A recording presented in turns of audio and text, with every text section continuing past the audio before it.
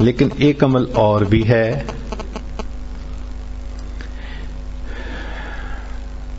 آپ حیران ہوں گی کہ نبی علیہ الصلوۃ والسلام کی شفاعت ملنے کے بعد پھر کون سا عمل رہ گیا پیچھے؟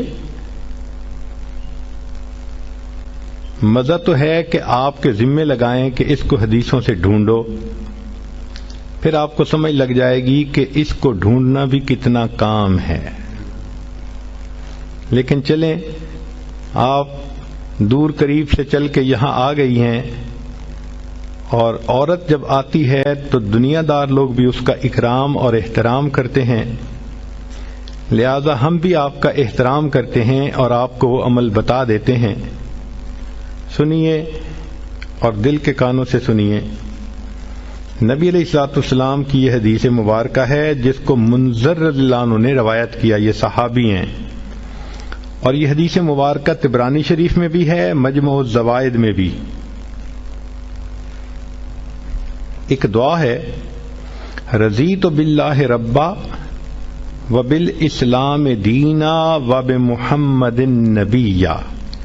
اس کو یاد کر لیں اور اس کو صبح کے وقت، فجر کے وقت 3 مرتبہ پڑھ لیا کریں. اس پر اجر کیا ملے گا؟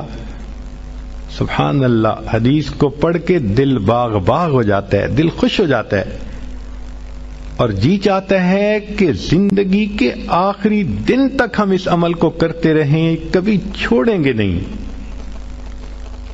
کیا اجر ملا؟ منظر اللہ عنہ فرماتے ہیں کہ نبی اسلام نے فرمایا کہ جو شخص اس آیت، اس فکرے کو دن میں 3 مرتبہ پڑھے گا، میں اس کو ہاتھ پکڑ کر جنت میں داخل کرنے کا ذمہ دار ہوں گا. اللہ اکبر کبیرہ. واقعی اللہ کے حبیب صلی اللہ علیہ وسلم نے تو حق ادا کر دیا. یہ تو ہماری کوتاہیاں ہیں، ہماری نالائکیاں ہیں، ہم ان اعمال کو کرتے نہیں اور پھر سر پہ گناہوں کے بوجھ بڑھاتے جا رہے ہیں، شیطان کے ہاتھوں بے وقوف بنے پھرتے ہیں. اللہ تعالی ہمیں سمجھ عطا فرمائے اور ہمیں اپنی زندگی سنت کے مطابق کرنے کی توفیق عطا فرمائے. وآخر دعوانا ان الحمد للہ رب العالمین.